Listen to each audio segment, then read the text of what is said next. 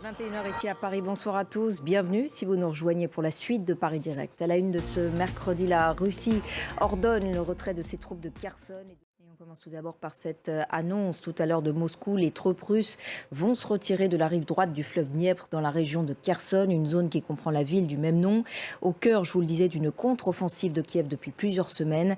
Cette annonce a été accueillie avec beaucoup de scepticisme.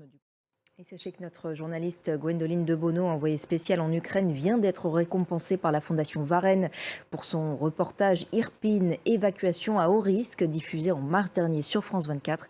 Voyez un extrait de ce reportage. Voilà un reportage à retrouver bien sûr sur notre site internet france24.com. On en vient maintenant à ces vives tensions entre la France et l'Italie autour du sort du navire humanitaire Ocean Viking avec 234 migrants à bord. Merci beaucoup Fabienne Lasselle d'avoir réagi ce soir sur France 24. C'était en août dernier le départ du Mali du dernier soldat français de la force Barkhane.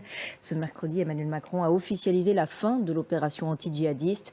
Il a reconnu par la même occasion que la suite était encore à définir et il s'est donné 6 mois pour finaliser la nouvelle stratégie de la France en Afrique. Une présence et une influence qui se confrontent à une opinion publique de plus en plus hostile à Paris sur le continent. Nabia Makloufi. Je vous le disais en titre, les résultats encore partiels des midterms aux États-Unis sont donc en train de tomber. Les élections de mi-mandat cruciales pour les 2 prochaines années de la présidence Biden. À l'heure où l'on se parle, le camp républicain aurait 204 sièges.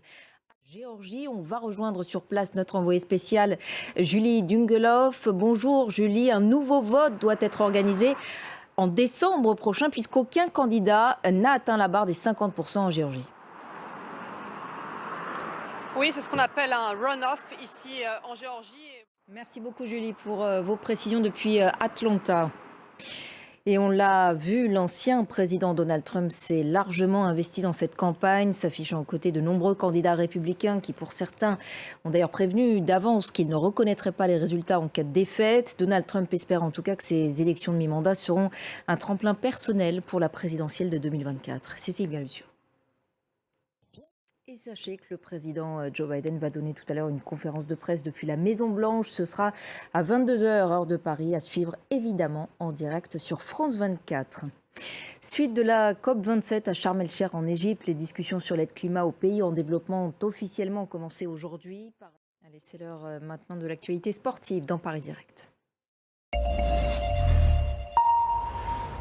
Les sports avec Cédric Ferreira. Rebonsoir Cédric. Rebonsoir Ashreen. On va évidemment commencer par le football. On en a parlé tout à l'heure. Le sélectionneur de l'équipe de France, Didier Deschamps, a donc dévoilé la liste des 25 joueurs retenus pour la Coupe du Monde au Qatar. Ça y est, c'est la fin du suspense pour l'équipe de France.